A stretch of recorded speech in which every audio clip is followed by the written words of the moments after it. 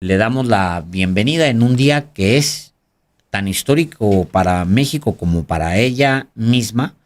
a Lenia Batres Guadarrama, ministra de la Suprema Corte de Justicia de la Nación. Muchísimas gracias por la oportunidad de conversar, ministra. Bienvenida a los periodistas. Muy buenas tardes, Alejandro, Álvaro, aquí a sus órdenes. Pues sí, decía Alejandro, es efectivamente un día histórico porque termina una etapa de la Suprema Corte de Justicia de la Nación, esta corte creada por Ernesto Zedillo y el PRIAN, que cierra como comenzó, siendo una corte al servicio no solamente del PRIAN, sino de los poderes, y comienza naturalmente a partir del 1 de septiembre otra. Pero me gustaría, ministra Lenia Batres Guadarrama, que hiciera una evaluación de lo que ha sido esta corte en estas 3 décadas que hoy concluyen. Pues efectivamente yo creo que fue una corte a la que se le dio una primera misión porque en estricto sentido no había ni siquiera un cambio formal de gobierno, de forma de gobierno, ni siquiera de signo partidario, ni había habido ninguna confrontación que pudiera explicar una reforma que se impulsó en el 94, fue aprobada, entró en vigor en el 95 por el entonces presidente Zedillo, que venía justamente del mismo partido de Estado que había estado gobernando hasta entonces. Es curioso, yo creo que Zedillo tuvo la claridad que no tuvieron los otros presidentes neoliberales, Salinas, el propio Miguel de la Madrid, que empezó con esta generación, no tuvieron ellos, no visualizaron claramente lo estorbosa que había sido hasta ese momento pues la propia corte, aun y que cuando tenía una relación sumamente armónica con el partido gobernante. Yo creo que le estorbaban los principios jurídicos que hasta entonces se habían estado reivindicando, que tenían relación pues con el interés público, que tenían relación todavía pues con la defensa de los derechos sociales que hasta entonces se habían reconocido, particularmente 2, el agrario y el laboral. Los seguían defendiendo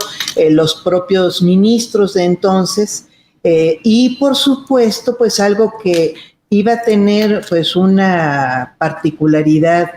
muy fuerte durante todo el proceso, todas las 3 décadas intensas de neoliberalismo, que tenía que ver con los bienes nacionales. La idea del patrimonio nacional, de las tierras nacionales, el territorio expropiable, por ejemplo, para actividades como la minería, que a partir de Salinas, pero fundamentalmente de Zedillo, se desprende con una particular velocidad al grado de que termina concesionando, como sabemos, más de la mitad del territorio nacional, pues tiene relación justamente con los principios que hasta entonces reivindicaban, entre otros, los ministros de la Suprema Corte. Entonces, para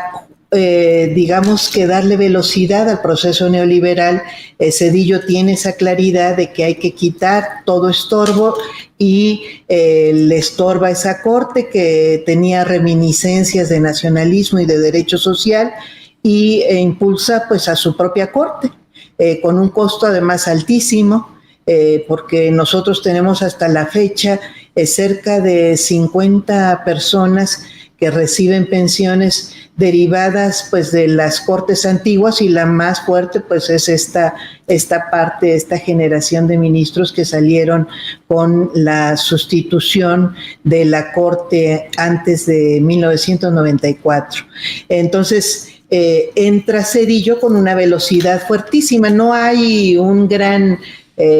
reformador del tamaño de Zedillo, ni Salinas ni de la Madrid, y posteriormente ni siquiera Calderón o Fox empujaron tan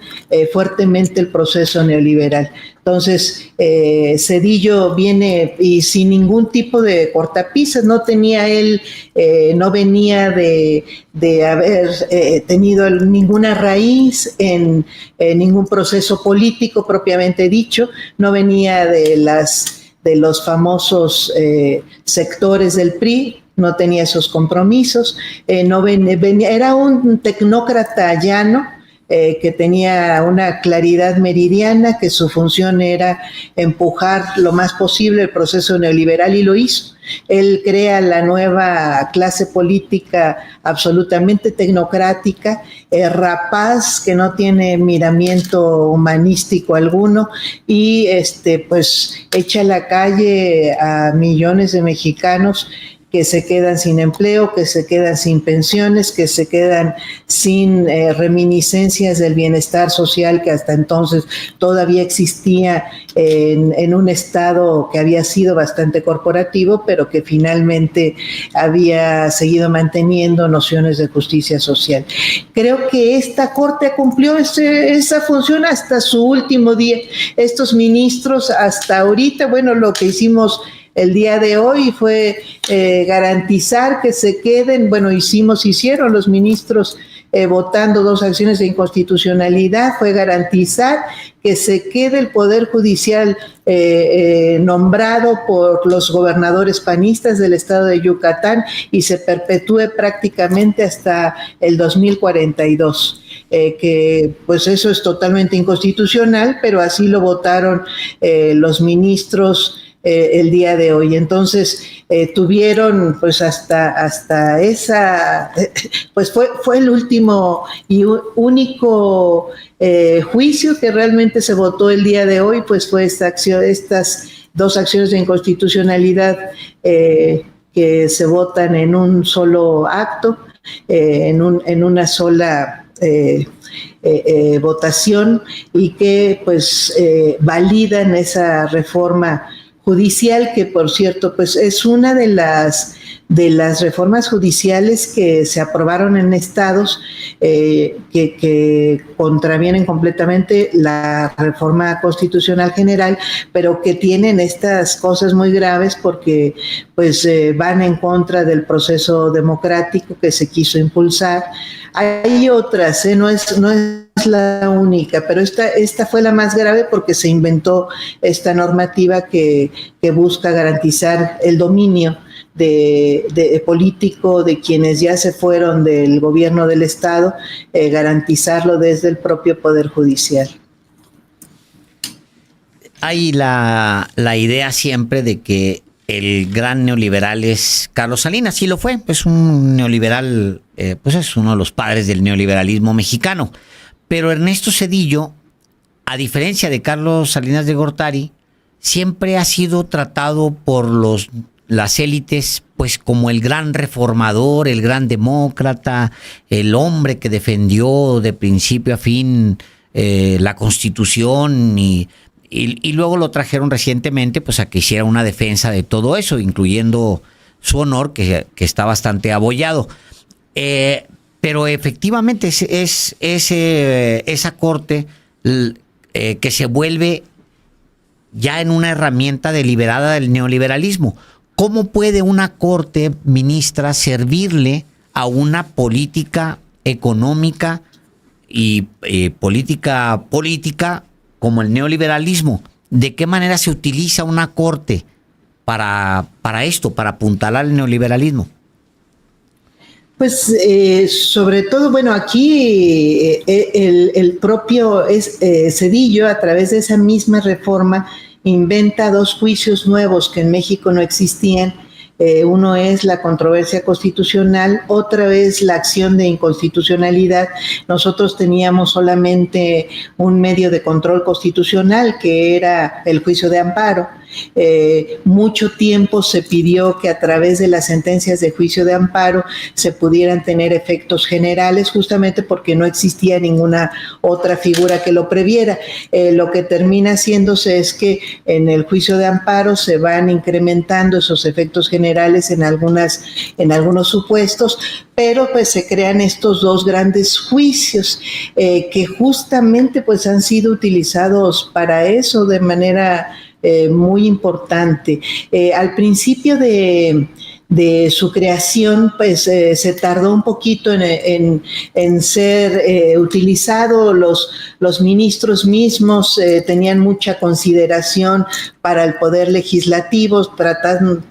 tratásese del poder legislativo federal o de los poderes legislativos de los estados, tenían mucha consideración porque finalmente se trataba de leyes aprobadas pues por representantes populares electos en votaciones universales. Entonces hay años en los que se declara 1, 2 leyes inconstitucionales, pero esta dinámica se va incrementando cada vez más al grado de que llega, sobre todo en el último sexenio, viene una masacre legislativa enorme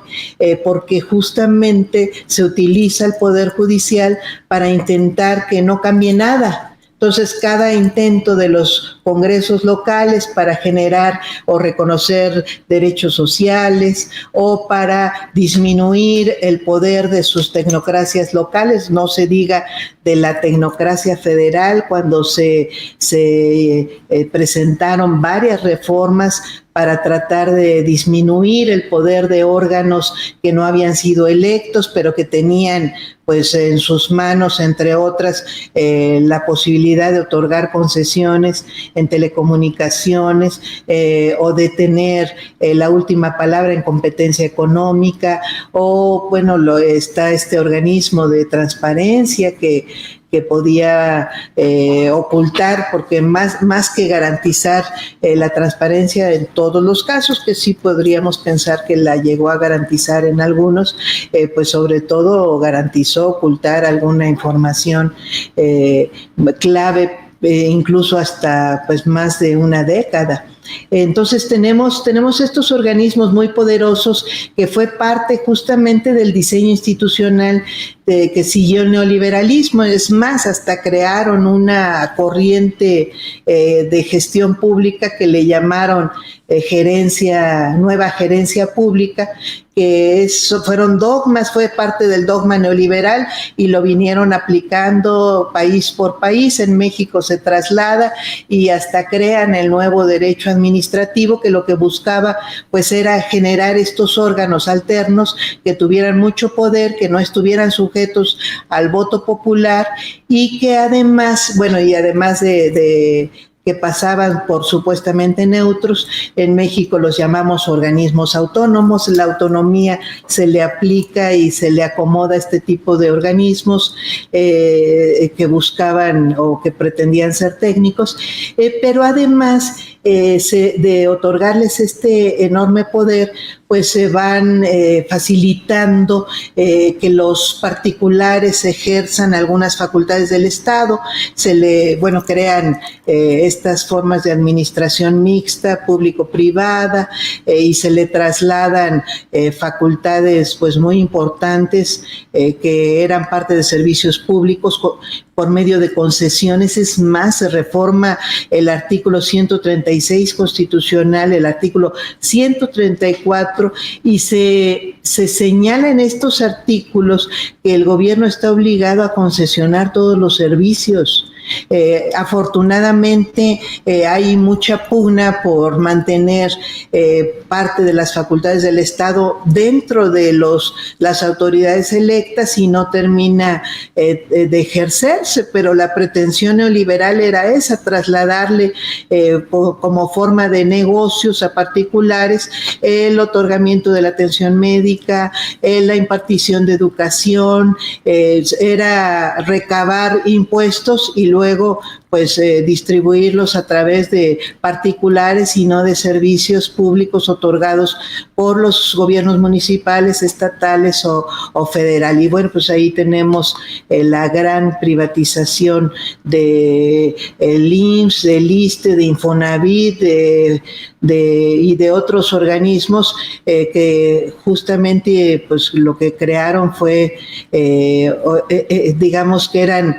o se convirtieron en pequeños grupos de gobierno que lo que hacían era firmar contratos de traslado de estas obligaciones hacia particulares. Cuando llega 2018, pues yo creo que más de la mitad de las obligaciones del Estado estaban trasladadas en particulares y que, por cierto, pues nunca comprobaron el supuesto neoliberal de que eran mejores gestores que la administración pública misma. Pero pues fue parte de su labor. Entonces lo que se hace o lo que hace la Corte era a través de las acciones de inconstitucionalidad pues muy intensamente estar invalidando leyes que le otorgaban o que buscaban recuperar facultades para el Estado mismo y por medio de los juicios de amparo estar garantizando que si el gobierno no condonaba impuestos a algunos empresarios, él lo hiciera la Corte bajo el supuesto de que nos hacen el favor de crear fuentes de empleo y pues hay que eliminarles el costo como si no tuvieran unas ganancias inmensas, pues obviamente que muchísimo mayores que cualquier mexicano, que es parte pues de lo que va generando pues la muy, muy grande concentración de riqueza a la que llegamos en los últimos años. Es la Corte del neoliberalismo, pero ¿cuál es el sello que le da Norma Piña, la última presidenta de esta Corte cuya última sesión ocurrió el día de hoy, Lenia? Pues justamente lo que hace, yo creo que no solo Norma Piña, sino esta última generación de ministros es generar un momento que pudo haber sido mucho más crítico, que es pues prácticamente buscar el rompimiento institucional. Por supuesto que viene también de algunos ensayos que sucedieron en los últimos años en otros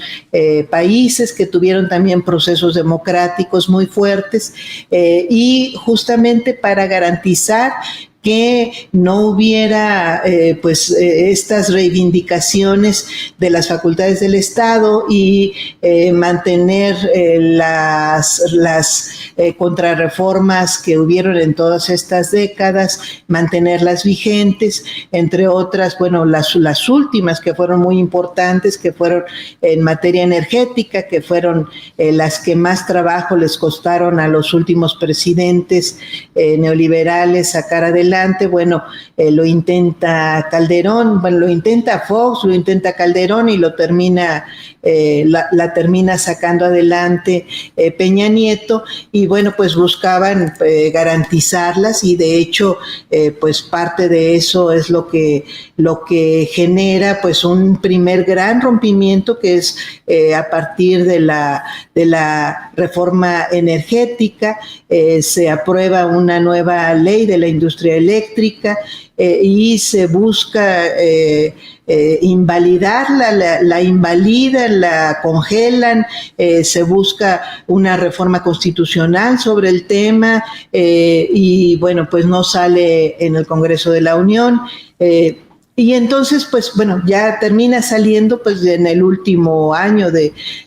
la gestión del presidente López Obrador, en el último mes y gracias a la siguiente votación y porque había el acuerdo con la presidenta Claudia Sheinbaum entrante, pero pues mientras tanto la Corte garantizó que no entrara en vigor o que fuera muy difícil que se moviera cualquier concesión otorgada, incluso indebidamente en el marco el marco jurídico anterior que permitió que se vendiera la energía eléctrica en condiciones sumamente desfavorables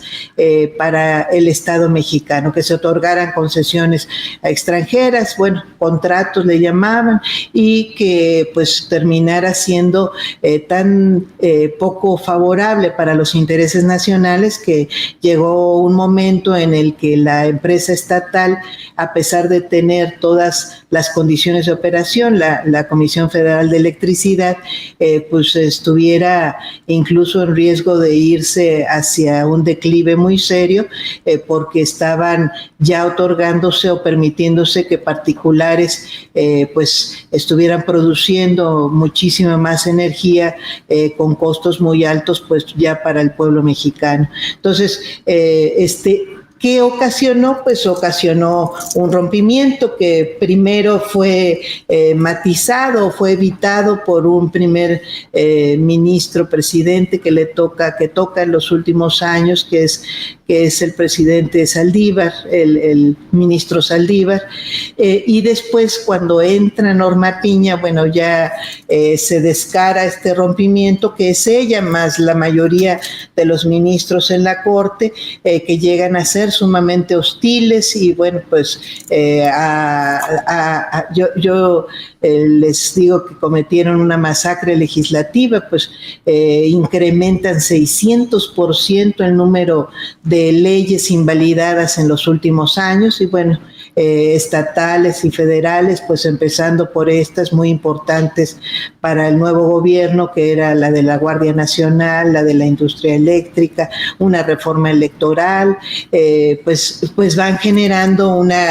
pues no llega a crisis política, pero sí un desencuentro muy importante que se viene salvando a través de un proceso de cambios pacíficos que finalmente terminan en la reforma misma del Poder Judicial, que está generando pues esta despedida. Romper o violentar, digamos, la institucionalidad es básicamente intentar un golpe judicial contra la izquierda, ministra. ¿Lo ve así?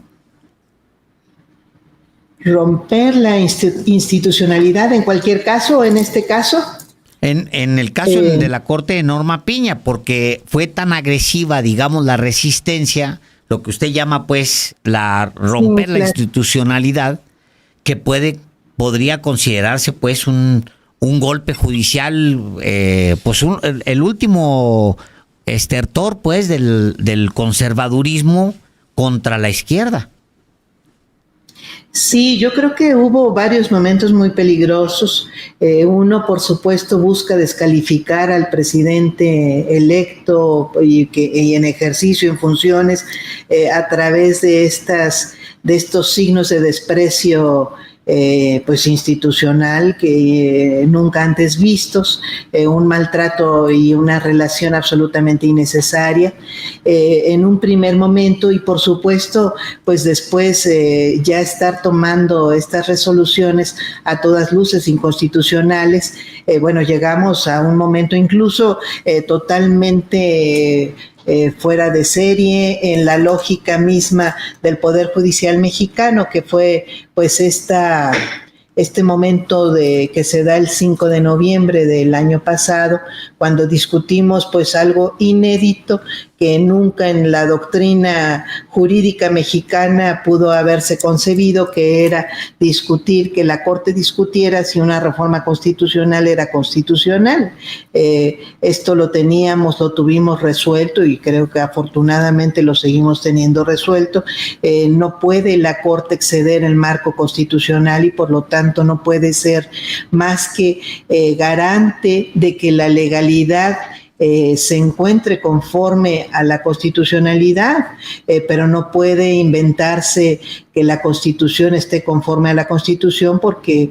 entonces se inventa una Constitución la propia Corte y no tenemos nosotros esa facultad. Y por supuesto que haberlo hecho, pues sí, efectivamente habría sido pues una especie de golpe de Estado y no institucional, pues por medio de un poder judicial, que ha sucedido en otros países. Pero hubo esos momentos, hubo otro momento que yo no sé si recuerden, en el que se filtró un proyecto del ministro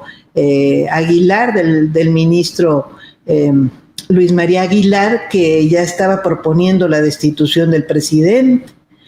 Por supuesto, él mismo lo retiró y dijo no, era solamente un proyecto que ya después desechamos. Pero estaban midiendo la reacción pública, midiendo, porque finalmente si esto pudo suceder en otros países fue porque el Poder Judicial, porque se fue aceptando que los poderes judiciales usurparan la legalidad misma, la constitucionalidad. La Corte llegó a poner en su página, no he visitado en estos días la página, pero durante mucho tiempo ha tenido la leyenda de que la Constitución es la Corte. Lo cual pues es una idea que buscan asentar justamente para poder suplantar en cualquier momento el contenido de la Constitución con actos de la Corte. En el sistema anglosajón pues se considera así, pero en el nuestro no. En el nuestro tenemos una Constitución que no define la Corte ni puede definir de acuerdo con nuestro propio marco constitucional, sino que lo define las legisladores de todo el país en algo que hemos llamado poder constituyente permanente, o que también llamamos Congreso reformador o poder reformador de la Constitución. Entonces, en este caso, la Corte intentó acabar con una tradición, una doctrina jurídica constitucional en la que habría usurpado nuestro marco constitucional. Afortunadamente era muy escandaloso y pues no pasó, no sucedió. Ministra Lenia Batres Guadarrama, gracias por la oportunidad de platicar con el auditorio de los periodistas. Ya habrá oportunidad de hablar con usted en la nueva etapa de la Corte a partir del 1 de septiembre, ya en condiciones muy distintas a las que hubo en esta que hoy finaliza. Muchísimas gracias, ministra Batres Guadarrama. Muy buenas noches, Alejandro, Álvaro. Un abrazo a ustedes y a su auditorio.